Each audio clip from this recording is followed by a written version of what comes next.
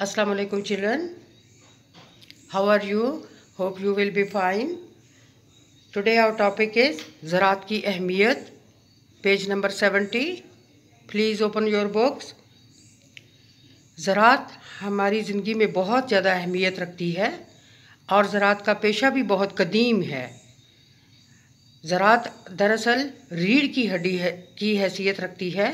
रीढ़ की हड्डी अगर ठीक ना हो तो पूरा जिस्म जो है वो मफलूज हो सकता है. इसी तरह अगर ज़रात को तरक्की ना दी जाए तो हमें सब्ज़ियाँ, फल, फसलें हासिल नहीं हो सकते. आपके सामने बहुत से फ्रूट्स रखे हैं. आम हैं, जापानी फल है, मीठे हैं, लीमू है और ये भी मीठा है और ये भी जापानी फल. सुर्ख मिर्च है, प्याज, आलू.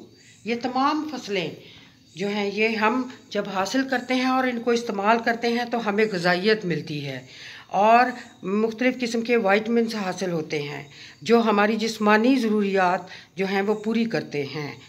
ये दाल माश है, चावल, लोबिया, रेड बीन जिसे कहते हैं. ये तमाम फल, सब्ज़ियाँ, अनाज जो हैं ये हमारे लिए इंतहाई ज़रूरी हैं. अगर हम इनको इस्तेमाल नहीं करेंगे तो हम बीमार पड़ जाएंगे और हमारी जिस्मानी ज़रूरियात के लिए मतवाज़न ग़िज़ा ज़रूरी है. मतवाज़न ग़िज़ा उसे कहते हैं कि जो हमारे जिस्म की सारी ज़रूरियात को पूरा करे. मसलन दूध एक मतवाज़न ग़िज़ा है और इसके अलावा जब हम अपनी खुराक में सब्ज़ियाँ, फल और दालें और गोश्त वगैरह शामिल करते हैं तो हम गोया मतवाज़न ग़िज़ा हासिल कर लेते हैं. हमारी किताब में बताया गया है कि पाकिस्तान की मशहूर फसलें कौन सी हैं. जी बच्चों, अब देखिए इस तस्वीर की तरफ. इस तस्वीर में बहुत से किसान नज़र आ रहे हैं जो कि खेतों में काम कर रहे हैं. ठीक है, ये हमारे लिए मुख्तलिफ़ फसलें उगाते हैं जिन्हें हम खाते हैं और इस तरह से हम तवाना रहते हैं. ज़रा सोचिए, अगर हम फसलें रोज़मर्रा ज़िंदगी में इस्तेमाल ना करें तो फिर हम कितने कमज़ोर पड़ जाएंगे और बीमार हो जाएंगे. सबसे मशहूर फसल जो पाकिस्तान की है वो है गंदम, जिसे इंग्लिश में वीट कहा जाता है. ठीक है, इस गंदम को तस्वीर में देखिए, गंदम लगी हुई नज़र आ रही है और गंदम के दाने भी नज़र आ रहे हैं. इस गंदम को हम रोज़मर्रा ज़िंदगी में खुराक के तौर पर इस्तेमाल करते हैं और सबसे ज़्यादा ज़रूरी चीज़ ये कि जो रोज़मर्रा ज़िंदगी में हम इस्तेमाल करते हैं उनमें रोटी अहम है. और इसके अलावा डबल रोटी को भी इस्तेमाल करते हैं, वो भी गंदम से बनती है. बिस्किट्स इस्तेमाल करते हैं, वो भी गंदम से बनते हैं. तो ये तमाम अशिया जो हम इस्तेमाल करते हैं, सामने देखिए रोटी की तस्वीर नज़र आ रही है, डबल रोटी की तस्वीर नज़र आ रही है और बिस्किट भी नज़र आ रहे हैं. ये तमाम अशिया हम खाने के तौर पर इस्तेमाल करते हैं और ये किससे बनती हैं? गंदम से. जी हाँ, ये तमाम चीज़ें गंदम से बनती हैं और ये पाकिस्तान की बहुत ही मशहूर फसल है और लोग इसको बड़े शौक़ से खाते हैं. पाकिस्तान की मशहूर फसलों में गंदम के अलावा और भी बहुत सी मशहूर फसलें हैं जो लोग इस्तेमाल करते हैं रोज़मर्रा खुराक में. इसमें चावल बेहतरीन है. चावल एक ऐसी ग़िज़ा है जो जल्दी हज़म हो जाती है. जब कोई बीमार हो जाता है तो उसे चावल बना के देते हैं ताकि वो जल्दी से उनको हज़म कर सके. चावल पाकिस्तान में बहुत से इलाकों में पैदा होता है और चावल से अनवाओ अक़साम के खाने बनाए जाते हैं. बच्चों, अनवाओ अक़साम का मतलब है किस्म किस्म के, यानी मुख्तलिफ़ किस्म के खाने बनाए जाते हैं. और चावल जो है वो पाकिस्तान में बहुत ज़्यादा मशहूर है.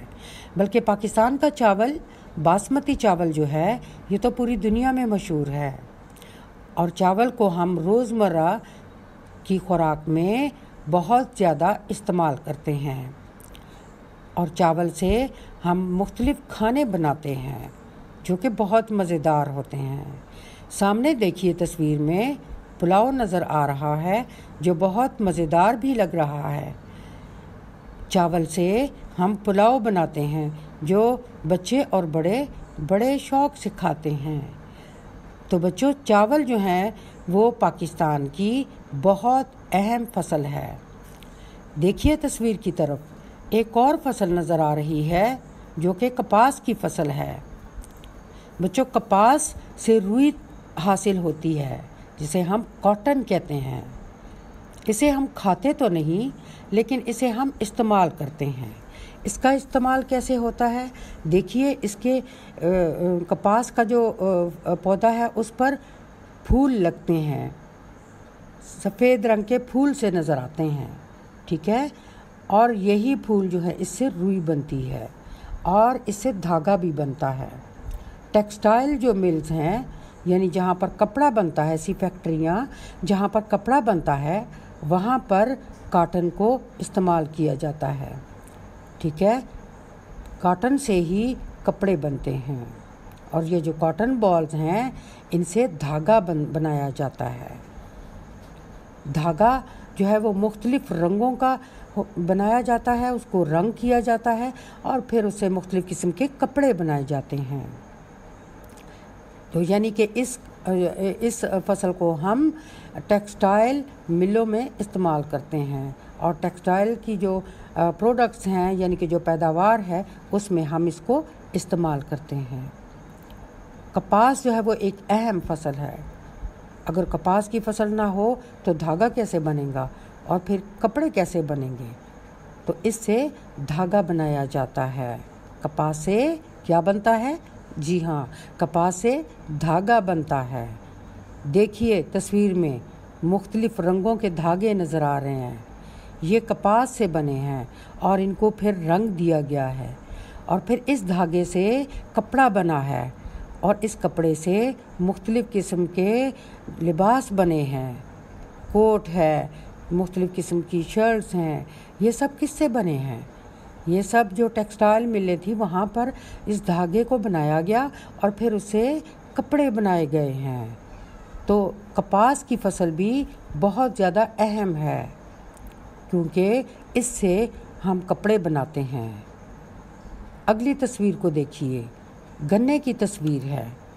गन्ना जो है ये बहुत ज़्यादा मीठा होता है।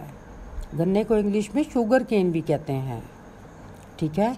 पाकिस्तान की ये बहुत अहम फसल है और इस गन्ने से जो हम तैयार करते हैं वो है चीनी, जो चाय में इस्तेमाल करते हैं और मीठे खाने में बनाने में इस्तेमाल करते हैं।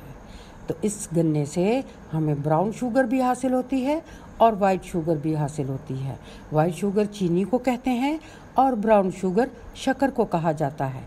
दोनों मीठी होती हैं और दोनों मीठे खानों में इस्तेमाल होती हैं और इनसे लजीज खाने तैयार किए जाते हैं, शक्कर और चीनी से, ठीक है। और ये किससे हासिल होती है?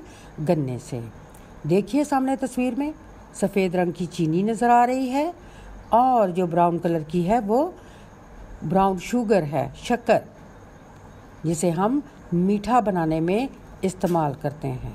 ईद पे मीठा बनता है और वैसे भी घरों में सवैयाँ बनती हैं मीठी, ठीक है। अगली फसल देखिए, मकई की फसल है। कितनी खूबसूरत है। पीले रंग का आपको मकई की छली नज़र आ रही है, यानी कि इसके ऊपर दाने हैं और ये दाने हम उबाल कर भी खाते हैं और भून कर भी खाते हैं। इसमें बहुत ज़्यादा ग़िज़ाइयत होती है और ये पाकिस्तान की मशहूर तरीन फसल है, मकई की फसल, ठीक है।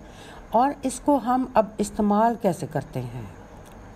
इस मकई की फसल से हम बिस्किट्स भी बनाते हैं और कुकिंग ऑयल भी बनता है। बिस्किट्स भी देखें तस्वीर में नज़र आ रहे हैं और इससे हम इस फसल से, मकई की फसल से कुकिंग ऑयल बनाते हैं।